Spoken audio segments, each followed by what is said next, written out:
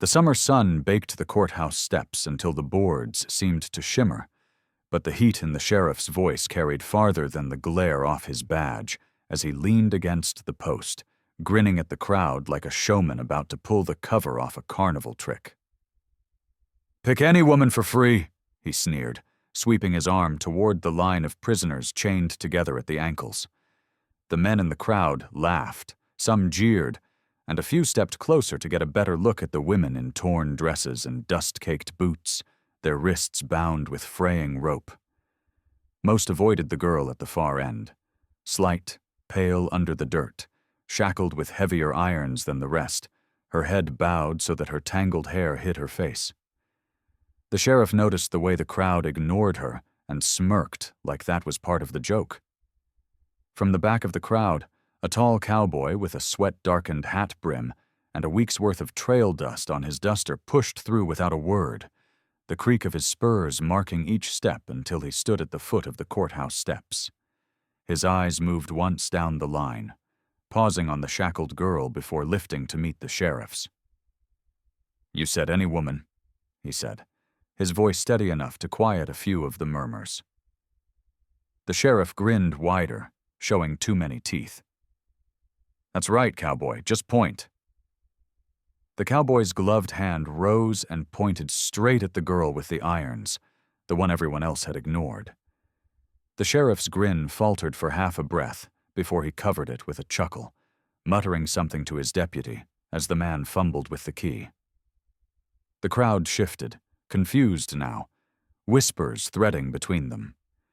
The deputy unlocked the irons at her ankles but left her wrists bound, shoving her forward towards the cowboy.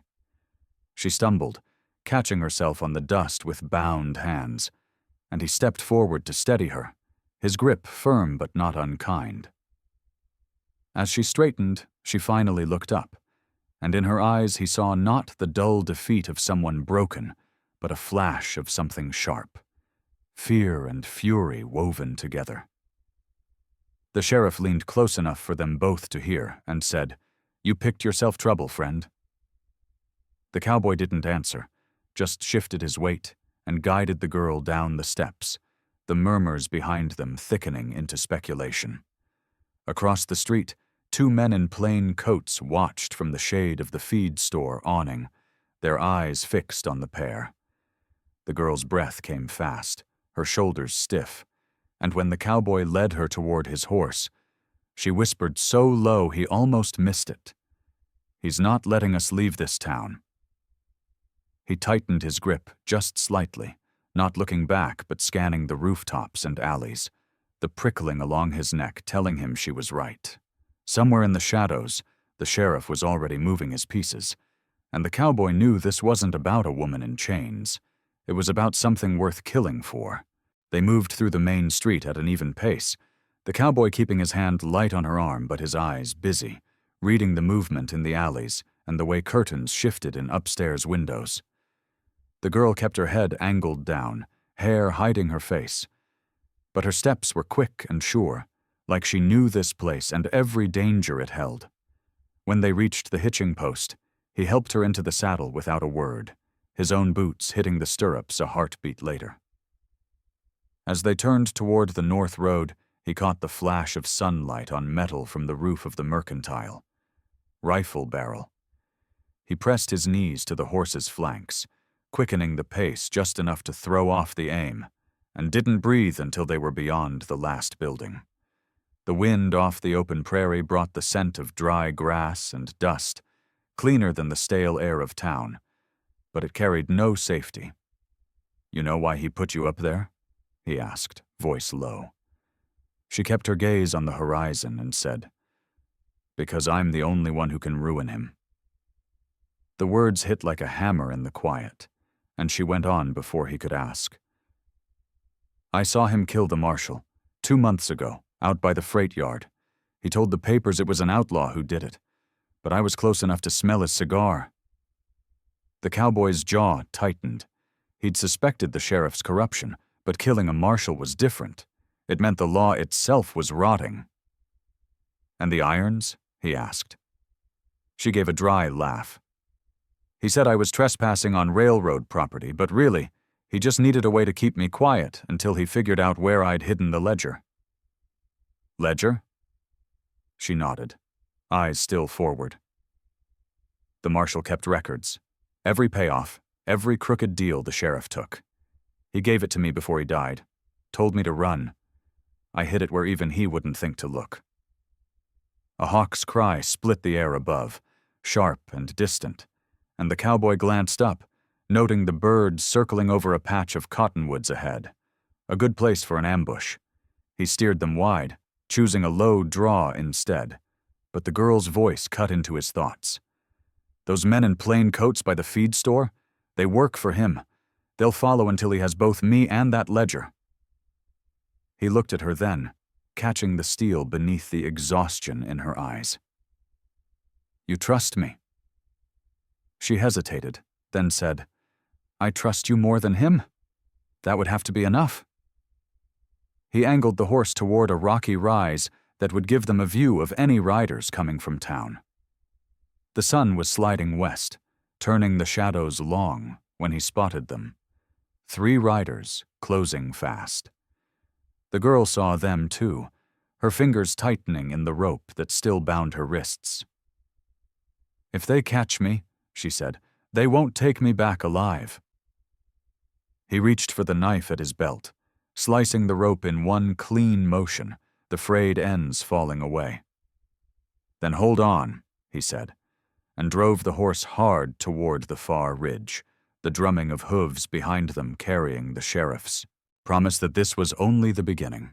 The wind tore at their clothes as the horse pounded over the rise, the ground dropping sharply into a winding gulch lined with cottonwoods that clung to the last of the summer green. The girl gripped the saddle horn with freed hands now, her knuckles white, while the cowboy leaned low over the horse's neck, urging more speed without blowing the animal's lungs. Behind them, the shouts of the 3 riders cut through the thud of hooves. Closer now, the metallic jingle of tack carrying over the dry air. He steered into the cottonwoods, letting the shadows swallow them, but every turn of the gulch risked being funneled into a dead end. The air here smelled of damp earth, a sharp change from the dust of town, and the sound of running water trickled faintly under the pounding rhythm. The girl twisted to look back and hissed, "They're splitting! 2 coming down here, 1 riding the rim to cut us off!" The cowboy's eyes flicked upward, catching a glimpse of a rider silhouetted against the bright sky, moving parallel to them. He pulled the reins hard, veering toward a narrow side channel half hidden by a fallen cottonwood trunk. The horse leapt the trunk, hooves striking sparks from a buried stone on the far side, and they burst into a shallow clearing no wider than a barnyard. In the center stood a half-collapsed shack, its roof caved in but the walls still upright. "Dismount," he said, swinging down before the horse had stopped. She obeyed, boots sinking into the soft earth, and he slapped the horse's flank, sending it trotting toward the far trees to draw the pursuer's eyes. He pulled her into the shack's shadow, just as the first of the riders thundered past the main gulch opening, his head snapping toward the sound of the decoy horse. The cowboy's breathing was steady, but his eyes never stopped moving, scanning the tree line until the second rider came into view, slower now, scanning for tracks. The girl's whisper was barely a breath. "You could run now and be clear." His reply was a flat, quiet truth. "I didn't pick you to leave you." The rider in the trees shifted his rifle higher, and the cowboy's hand slid to the revolver at his hip, the weight of it an extension of his intent. A hawk's cry rang overhead, sharp and sudden, making the rider glance up, and in that moment the cowboy stepped into the light, revolver steady. "Drop it," he said. The rider froze, then slowly lowered the rifle, eyes darting toward the gulch where the third man would soon appear. "Tie him," the cowboy told the girl, tossing her a length of rawhide from his belt. She moved quickly, her fingers sure despite the tremor in them, and when the last knot cinched, the sound of approaching hooves signaled their next problem. The third rider slid into the clearing, eyes narrowing at the sight of his bound partner. The cowboy lifted the revolver again, but the man only smiled thinly. "You won't make it out with her." His voice was calm, certain, and it wasn't a bluff. The cowboy could see the truth in the way his gaze tracked the woods behind them, as if waiting for something else to arrive. The third rider's thin smile barely had time to settle before the underbrush behind him came alive with movement. 3 more men on foot, rifles at the ready, fanning out with the easy confidence of hunters closing on cornered prey. The girl stepped instinctively closer to the cowboy, her eyes flicking from one muzzle to the next, and he shifted to put his body between her and the nearest threat. The bound rider muttered something low, and one of the newcomers grinned, replying that the sheriff said dead or alive didn't matter, so long as she never reached the territorial marshal. The cowboy's grip tightened on his revolver, his gaze calculating angles, distance, the way the late afternoon light slanted through the branches and caught on rifle barrels. He saw the smallest opening, 10 feet to the left where a fallen cottonwood made a low barrier, and made his decision in less than a breath. He tossed the girl a curt order. "When I move, you run for that log and keep low." She opened her mouth to protest, but he didn't wait, stepping toward the nearest rifleman as if surrendering. The man's gun dipped slightly, enough for the cowboy to kick a bootful of loose earth into his eyes. The shot that followed went wild, splintering a cottonwood trunk, and in that heartbeat of confusion the cowboy grabbed the girl's wrist and yanked her toward the log. Bullets tore through leaves above them as they dove behind the fallen tree, the wood shuddering under each impact.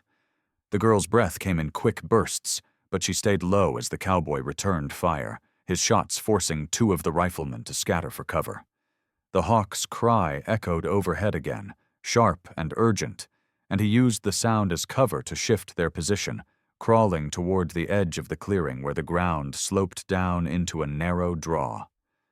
One of the gunmen spotted them and charged, boots pounding, but the bound rider shouted a warning too late. The cowboy swung his revolver and dropped him with a single shot to the leg, sending him sprawling in the dust. "Now," he hissed, and they slid into the draw, the slope carrying them out of the line of fire. The earth was damp here, smelling faintly of moss and old water, and the shadows grew deeper with each step until the noise from the clearing was only an echo. The girl stumbled once on a hidden root, and he steadied her, his own breath hard but controlled. "You're not just a witness," he said between strides. "That ledger, where is it?" Her eyes met his for a heartbeat, wary but unflinching. "Safe," she said. "Safer than we are right now." They pushed on until the draw opened into a dry creek bed, the last light of day filtering through the canopy above. He paused, listening, but heard only the distant calls of night birds waking. Still, he knew they'd only bought minutes. The sheriff's men wouldn't stop, not while she was breathing and the truth she carried still hidden. He glanced at her then, at the determination in her dirt-smudged face, and realized that for all the danger behind them, the hardest part was still ahead. The creek bed wound like a snake through the trees, its banks high enough to hide them from anyone scanning the land above, but every step forward carried the risk of being funneled into a trap. The cowboy kept his revolver loose in his hand, the girl close to his side, the sound of their boots crunching on dry silt loud in the hush of approaching dusk. Overhead, a hawk circled, its shadow sliding across the sand, and for a moment he wondered if the bird was tracking them by instinct or warning them of something just out of sight. The girl's breathing had steadied, but her eyes still darted toward every noise in the brush, each snap of a twig tightening her shoulders. After a long stretch of silence, she spoke, her voice low. "The ledger. It's buried near the freight yard where the marshal died. I left it under the old water tower, inside a coal bin no one uses." He kept walking, digesting her words until she added, "It's not just names.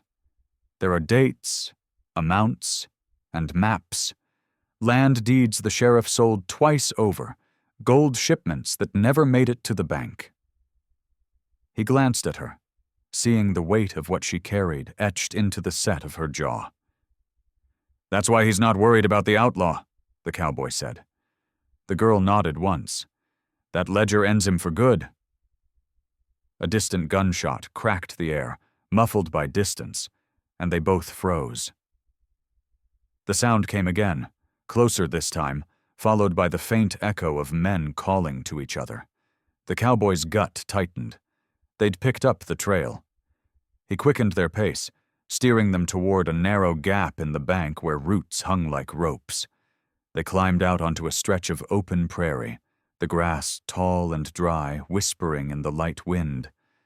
The horizon burned gold where the sun sagged low, but the beauty of it was lost on him.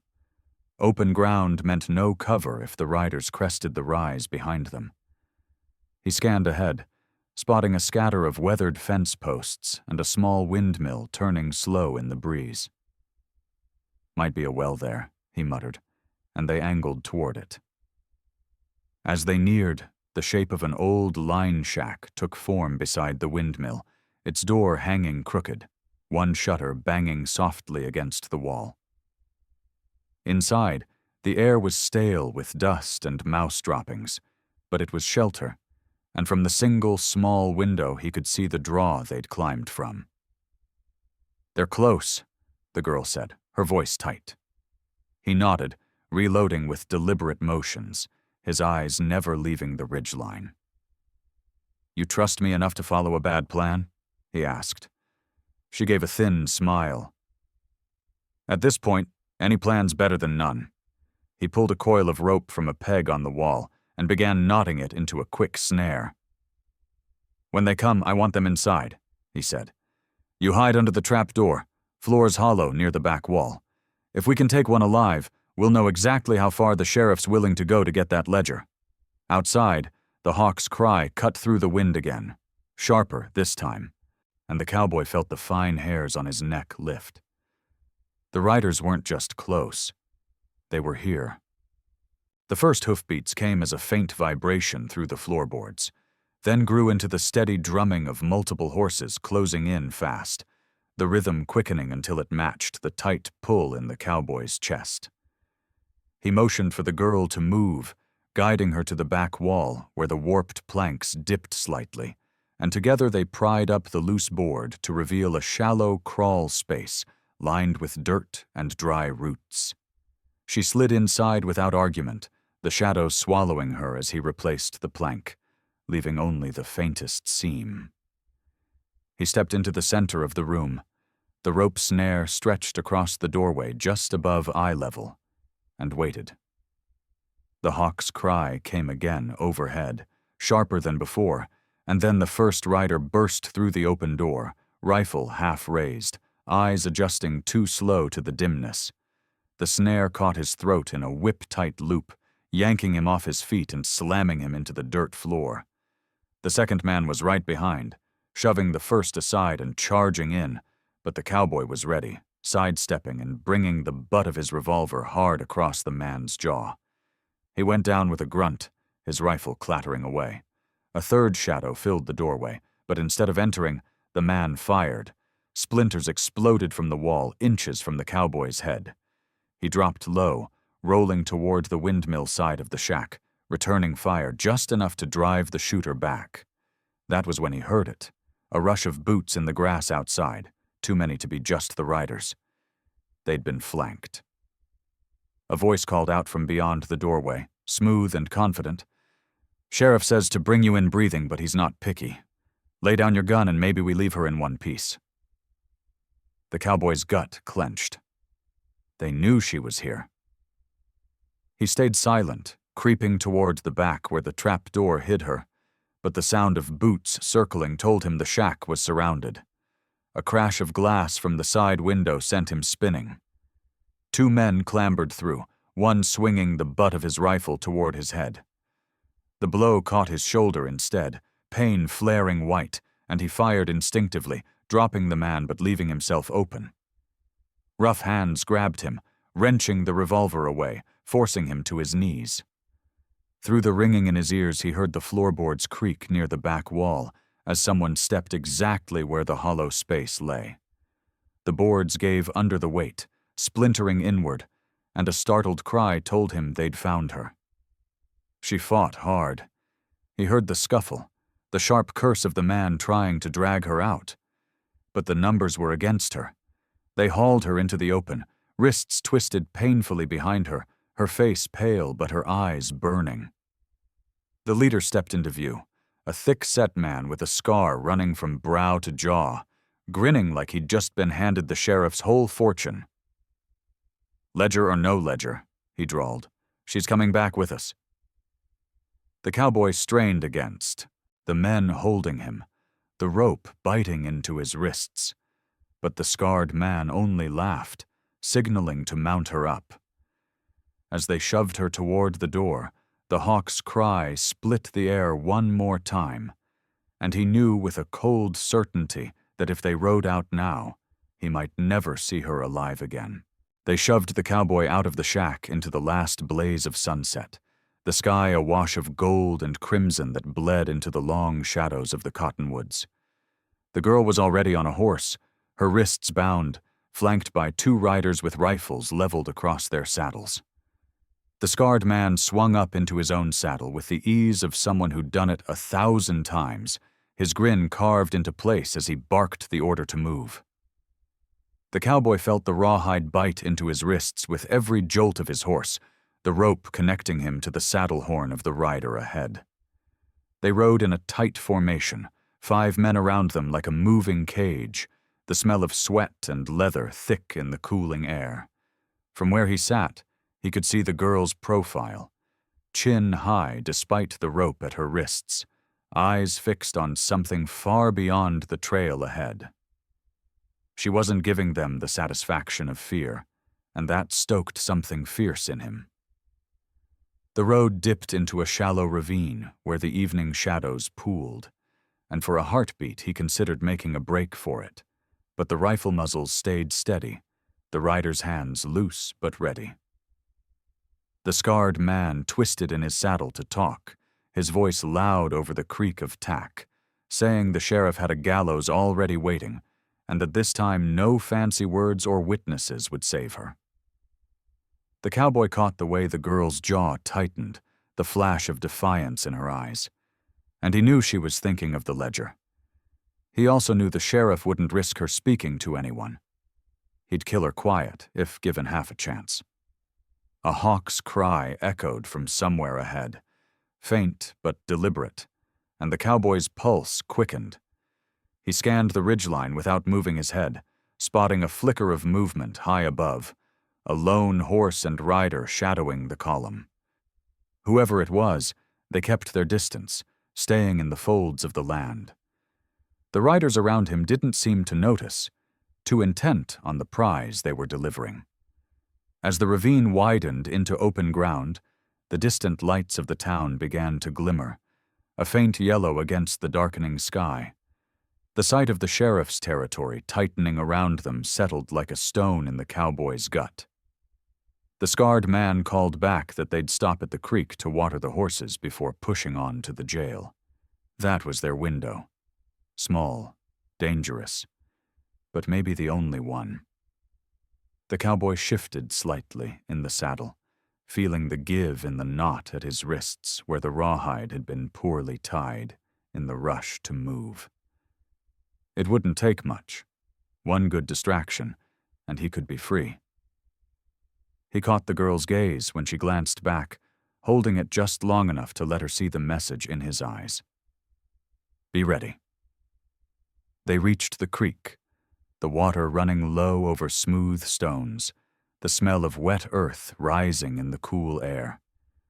The men dismounted in a practiced rhythm, 2 keeping rifles trained while the others led the horses to drink. The girls, captors, loosened their reins, turning their attention to the water, and that was when the hawk's cry came again. Closer now, sharper. It was the signal he'd been waiting for. The cry split the air just as the last orange light of sunset dipped behind the ridge, sharp enough to make two of the men glance skyward.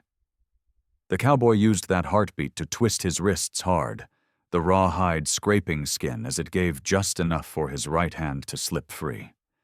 He kept his movements small, working the rest of the knot loose, while lowering his head like a tired prisoner.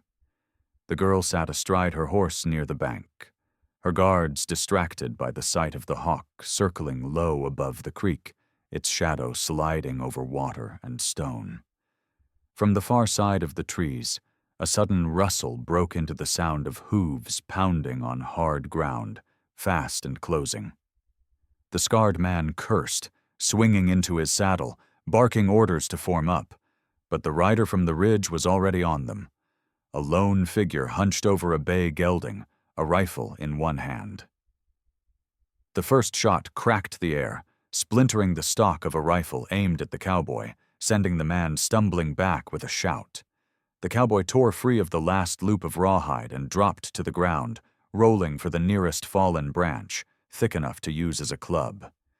He swung it low into the knee of the man beside the girl's horse, the blow buckling the rider sideways. In the chaos, the bay gelding's rider charged through the line, scattering men and horses.